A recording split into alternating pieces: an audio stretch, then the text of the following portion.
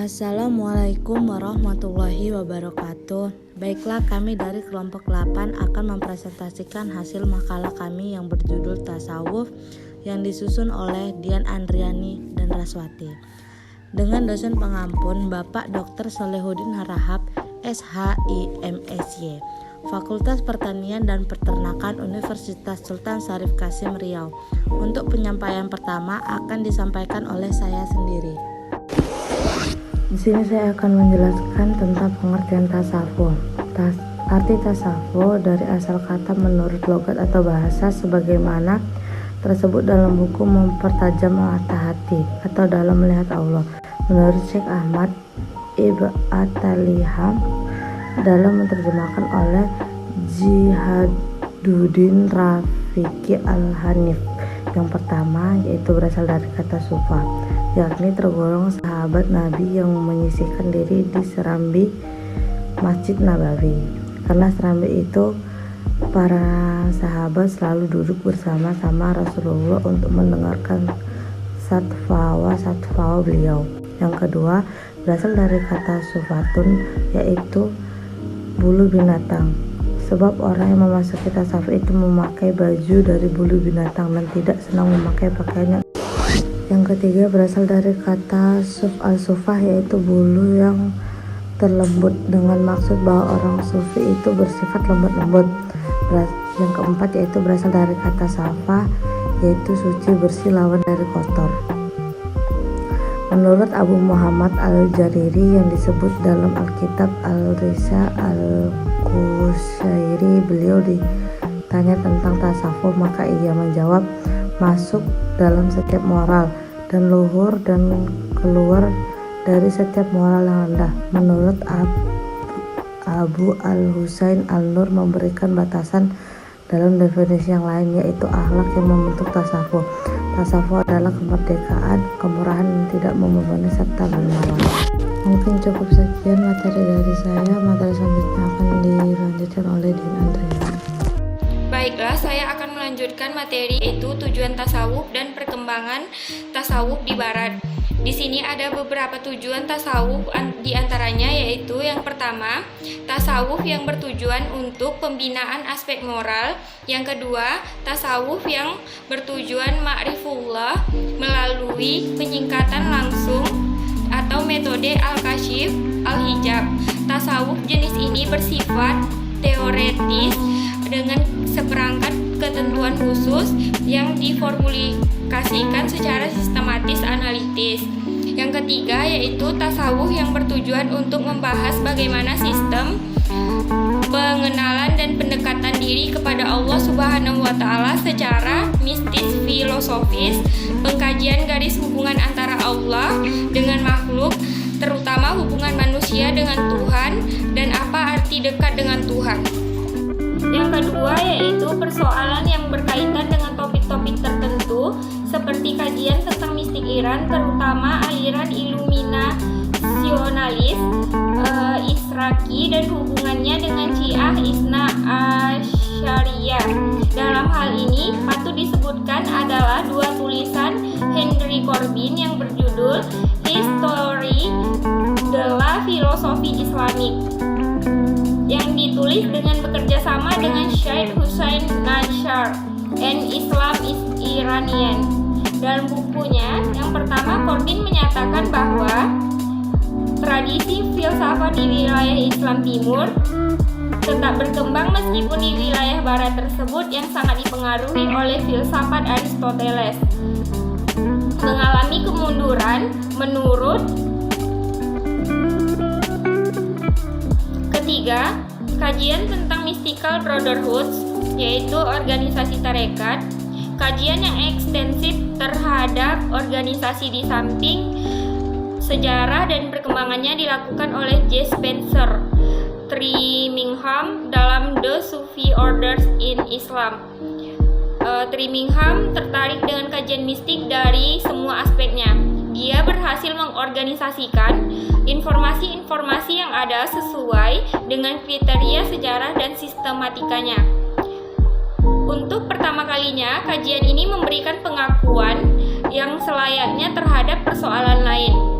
Pentingnya kajian ini terletak pada upaya penulis dalam membahas semua tarekat yang diketahui penulisnya dan berusaha memahami perjalanan dan watak sejarah mulai awal hingga sekarang. Trimingham juga memberikan perhatiannya kepada tarekat-tarekat ini yang ada di benua Afrika. Dia mempublikasikan tulisan ini mengenai hal tersebut mulai dari tahun 1949. Yang keempat yaitu ada aspek kajian lain dari tokoh sufi seperti Henry Corbin dan Toshihoko Itsutsu mengenai Ibnu Arabi dan masih banyak lagi. Yang pasti semua tulisan ini mengenai aspek ini termasuk dalam kajian monografik yang panjang lebarnya yang diisyaratkan oleh Arbery sebagai kebutuhan utama dalam memahami tradisi sufi. Harus diingat bahwa sufisme sebagai salah satu aspek pengalaman Islam memungkinkan untuk diinvestigasi dengan menggunakan metode-metode yang digunakan oleh pakar fenomenologi dan sejarawan agama. Sufi dan literaturnya tidak saja kaya dengan semacam adat dan pengetahuan legendaris yang membentuk dan barangkali menjelaskan motif-motif gerakan yang lebih penting, tetapi juga berlimpah dengan berbagai variasi praktik ritual dan bentuk sosial. Diversitas dan keterlibatan emosional yang internal dalam sufisme menarik untuk dibandingkan dengan fenomena mistik dalam buku Louis Massignon. Di sini aspek yang penting dikemukakan dalam buku Massignon tersebut adalah tekanan yang diberikan Massignon terhadap istilah teknis atau technical vocabulary. Istilah yang dipakai kaum sufi terbentuk melalui proses interiorisasi konsep-konsep dasar dan pengalaman maknanya dalam praktik ritual. Tugas para peneliti adalah mengikuti proses tersebut, sebab dengan proses itu mereka akan sampai pada pemahaman terhadap tema-tema besar sufi. Proses tersebut dilukiskan sebagai salah satu upaya menghadapkan karya-karya pengarang sufi dengan fase sejarah personalnya, sehingga perkembangan pandangannya dan proses pengalaman dapat dipahami. Penekanan terhadap istilah teknis ini banyak mempengaruhi para sarjana dan setelah Massignon diantaranya James Bacon dalam Limiraj del Mustafa al-Bakri al-Halwati.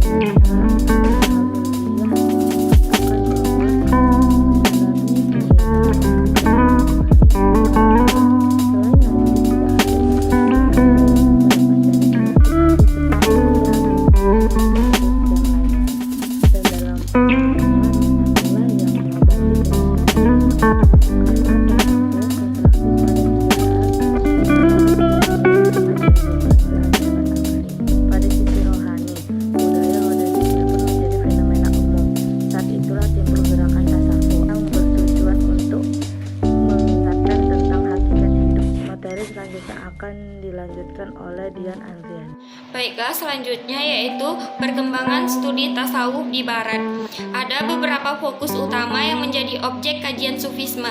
Pertama, persoalan sejarah dan perkembangannya, di mana di antara kajian-kajian yang menitik beratkan pada persoalan ini adalah tulisan A.J. Arbery Sufisme. Tulisan ini tampak dimaksudkan sebagai sejarah gerakan sufi dari fase ke fase. Namun, tulisan ini jauh dari memuaskan, terlalu kecil untuk membicarakan persoalan secara mendalam. Anne-Marie Schimmel dalam karyanya Mystical Dimension of Islam, kajian ini difokuskan pada ungkapan-ungkapan mistik yang terdapat dalam puisi. Fokus ini mengharuskan Schimmel mengkaji tidak saja para penulis terkenal dalam tradisi Arab dan Persia, tetapi juga penyair-penyair yang menggunakan bahasa-bahasa yang kurang dikenal. Tulisan tersebut bukan kajian literatur semata, tetapi bahkan menawarkan analisis sufi dari seluruh aspek secara luas. Jadi, dari beberapa materi yang telah kita jelaskan, dapat kita simpulkan bahwa tasawuf tersebut menunjukkan bahwa hubungan Allah dengan manusia itu tak terpisah sampai merasuk dalam kalbu, sehingga manusia yang bertasawuf itu selalu berada dalam lindungan Allah Subhanahu wa Ta'ala. Ajaran tasawuf juga mengandung esensi etika yang berlandaskan pada pembangunan moral manusia. Berbicara pembangunan moralitas, sebagaimana diketahui bahwa dewasa ini peradaban dunia tengah mengalami kritis moralitas, di mana sehingga terjadi distorsi moral yang menyebabkan kehancuran dan kerugian manusia itu sendiri. Sekian penjelasan dari kelompok kami. Lebih dan kurang saya mohon maaf. Mungkin cukup sekian materi yang dapat kami sampaikan. Kurang dan janggalnya kami mohon maaf. Dan saya akhiri, wabillahi taufiq wal hidayah. Wassalamualaikum warahmatullahi wabarakatuh.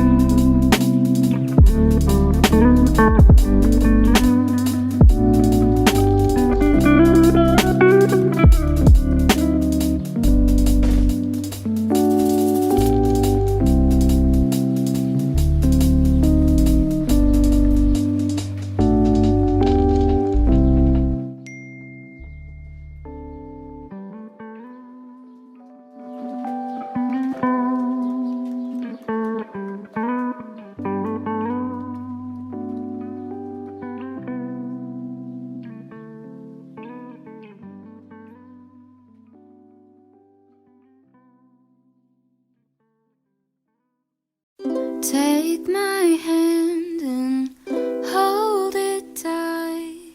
Look at the paintings, I'll be your guide.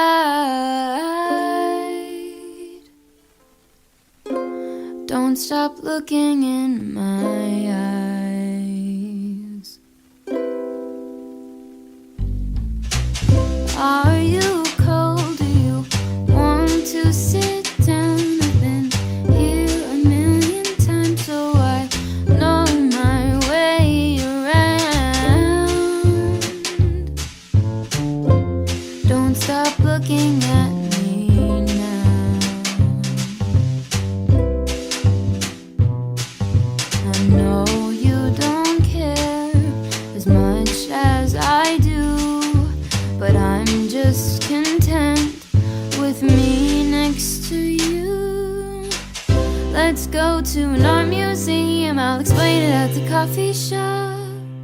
I know you don't get it, but there's no need to fret it. It's like a gift, it's about the thought.